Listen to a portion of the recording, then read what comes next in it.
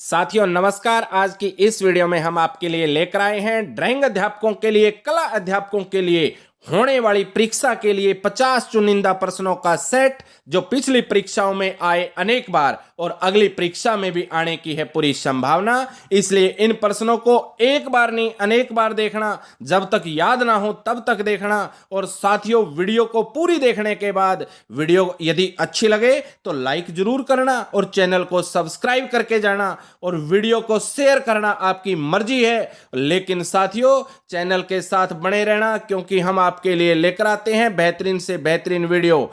तो आइए बिना देर लगाए करते हैं आज की वीडियो शुरू। और लीजिए आज का आपका पहला प्रश्न है ये। तो लीजिए साथियों, आपके 50 प्रश्नों में से पहला प्रश्न है, वह कौन सी गुफाएं हैं जिनमें भारतीय कला का धार्मिक वैद्य निरूपित हुआ है? तो वो हैं एलोरा की गुफाएं। ऑप्शन नंबर ए आपका सही जवाब है। ऑप्शन नंबर एक आपका सही जवाब है। तो नेक्स्ट क्वेश्चन है प्रश्न नंबर 2, कौन सा रंग तमस को प्रदर्शित करता है? तो साथियों काला रंग तमस को प्रदर्शित करता है। तो ऑप्शन नंबर 4 आपका सही जवाब है। तमस को प्रदर्शित करने वाला रंग काला। तो प्रश्न नंबर 3, कौन सा भारतीय चित्रकार अपने तेल चित्रों के लिए प्रसिद्ध था? तो राजा रवि वर्मा। ऑप्शन नंबर 2 आपका सही जवाब है। प्रश्न नंबर 4, दृश्य कलाओं के अधीन मल्टीमीडिया क्या दर्शाता है? तो साथियों कंप्यूटर के प्रभाव को दर्शाता है। तो मल्टीमीडिया का सही जवाब है कंप्यूटर के प्रभाव। Option number 2। प्रश्न नंबर 5 है आपका, इनमें से रेखा का विशेष गुण नहीं है। तो घनत्व है साथियों, जो रेखा का विशेष गुण नहीं है, तो बाकी ये रेखा के गुण हैं। नेक्स्ट है आपका, कला में अनुकरण के सिद्धांत को किसने प्रतिपादित किया? तो आपका सही जवाब है इसका साथियों अरस्तु। ऑप्शन नंबर 3, कला में अनुकरण के सिद्धांत को प्रतिपादित करने वाले अरस्तु थे। कौन से महाद्वीप में वुड ब्लॉक प्रिंटिंग का जन्म हुआ? तो एशिया इसका सही जवाब है। Option number 1, would block printing का जन्म एशिया में हुआ। तो प्रश्न नंबर साथियों 8 है, रिजर्व बैंक नई दिल्ली स्थित यक्ष की मूर्ति के रचनाकार कौन है? तो इसका सही जवाब है राम किंकर वेज। तो राम किंकर वेज साथियों ऑप्शन नंबर 2, रिजर्व बैंक में जो यक्ष की मूर्ति है उसके मूर्तिकार। प्रश्न नंबर 9, इनमें से कौन सी पत्रिका कला का जर्नल नहीं है? तो मार्ग है वो पत्रिका जो कला का जर्नल नहीं है। तो ऑप्शन नंबर 1 आपका प्रश्न नंबर 9 का सही जवाब है। तो नेक्स्ट क्वेश्चन, इनमें से कौन प्रथम पोस्टर डिजाइनर माना जाता है? तो सेरेट को प्रथम पोस्टर डिजाइनर माना जाता है। तो प्रश्न नंबर 2 का ऑप्शन नंबर 2 सही जवाब। प्रश्न नंबर 11 है साथियों आपका ये, यूरोपीय चित्रकला के एक प्रसिद्ध दृश्य चित्रकार का नाम बताएं। तो जॉन कॉन्स्टेबल आपका सही जवाब है। यूरोपीय चित्रकला के एक प्रसिद्ध दृश्य चित्रकार जॉन कॉन्स्टेबल हैं। प्रश्न नंबर 12, रिलीफ चित्रकला का विरोधी बताइए। तो रिलीफ चित्रकला का विरोधी है साथियों इंटेगिलिया। इंटेगिलियो जो है वो रिलीफ चित्रकला का विरोधी है। तो प्रश्न नंबर 12 का ए ऑप्शन सही है। एलिफेंटा की गुफाएं प्रसिद्ध हैं त्रिमूर्ति के सौंदर्य के लिए साथियों, ये प्रसिद्ध हैं। तो ऑप्शन नंबर 4 है, एलिफेंटा की गुफाएं प्रसिद्ध हैं त्रिमूर्ति के सौंदर्य के लिए। प्रश्न नंबर 14 है साथियों आपका, ग्राफिक्स का संबंध है। तो ग्राफिक्स का संबंध इनमें से इचिंग से है। तो ग्राफिक्स का संबंध इचिंग से है। ऑप्शन नंबर 4 आपका प्रश्न नंबर 14 का सही जवाब है। प्रश्न नंबर 15 है साथियों, किसे आधुनिक कला का पिता कहा जाता है? तो सेजां इसका सही जवाब है। आधुनिक कला का पिता सेजां को कहा जाता है।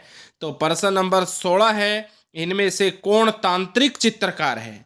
तो साथियों जी.आर. संतोष इसका सही जवाब है। तांत्रिक चित्रकार के रूप में जी.आर. संतोष माने जाते हैं।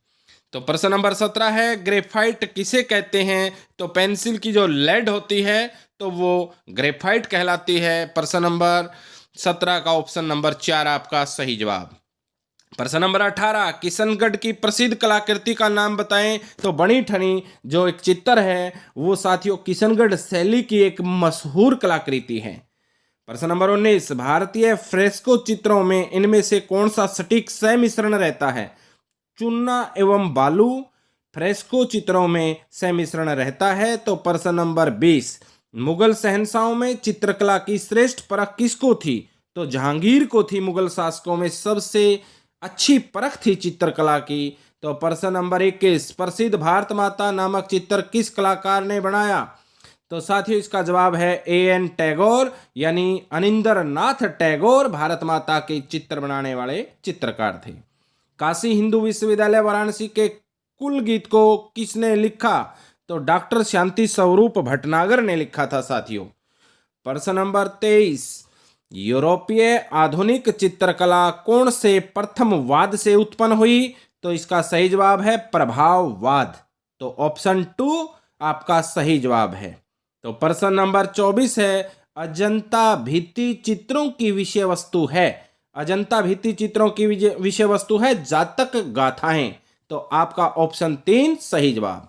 प्रश्न नंबर 25, इनमें से कौन सा तत्व समस्त ललित कलाओं में विद्यमान रहता है। तो सही जवाब है रेखा यानी प्रश्न नंबर 25 का ऑप्शन नंबर 3 सही जवाब।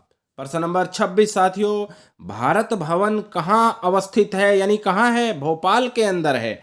तो आपका ऑप्शन नंबर 4 सही है, भारत भवन भोपाल में है।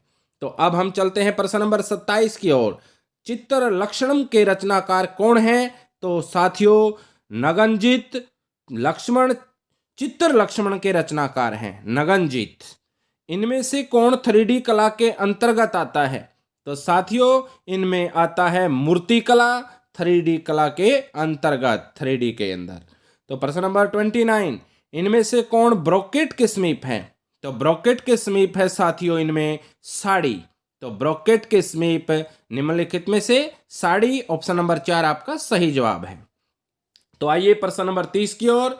भारत की प्रागैतिहासिक चित्रकला में कौन से चित्र बड़ी संख्या में बनाए गए। तो पशुओं के चित्र बनाए गए प्रागैतिहासिक चित्रकला में।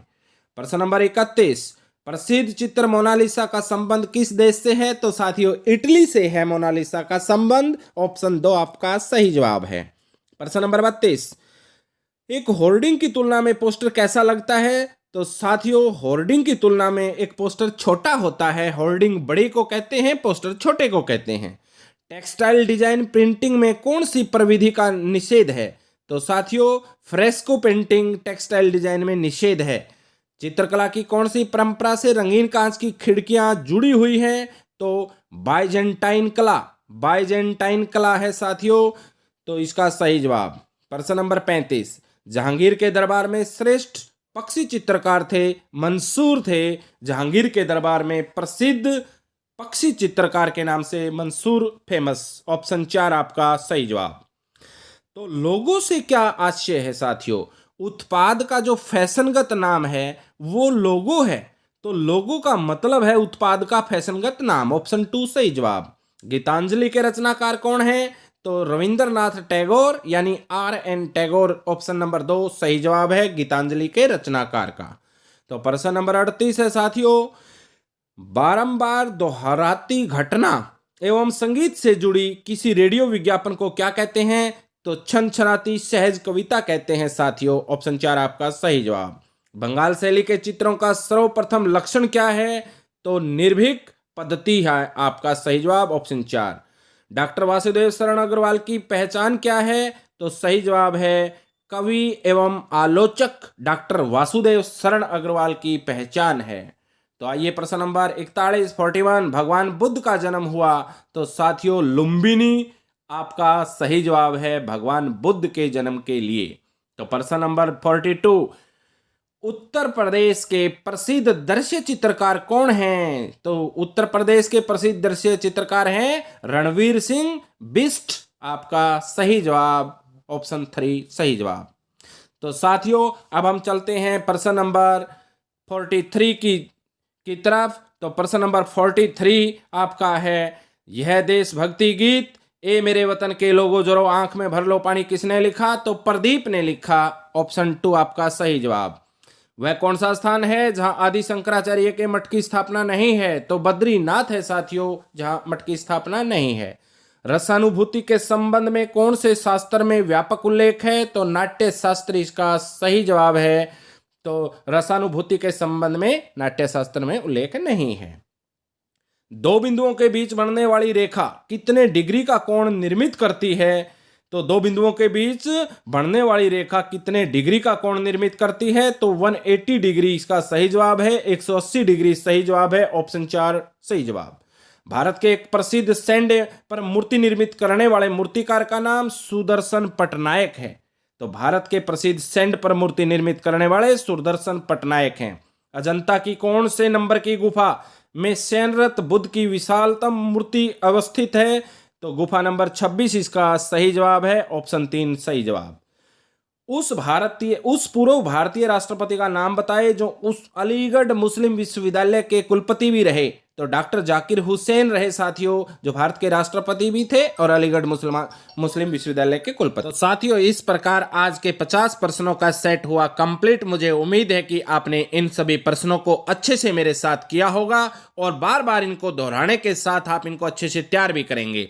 तो इसी प्रकार चैनल से बने रहना, आपकी तैयारी में 4 चांद लगा दिए जाएंगे और आपको सरकारी नौकरी दिलाने में कोई कोर कसर नहीं छोड़ी जाएगी। तो साथियों, आपके प्यार और समर्थन से इसी प्रकार चैनल बढ़ता रहेगा अपनी मंजिल की ओर और दिलवाता रहेगा युवाओं को सरकारी नौकरियां। तो आज की इस वीडियो में इतना ही। जल्द मिलेंगे अगली वीडियो के साथ। तब तक के लिए राम राम, वंदे मातरम।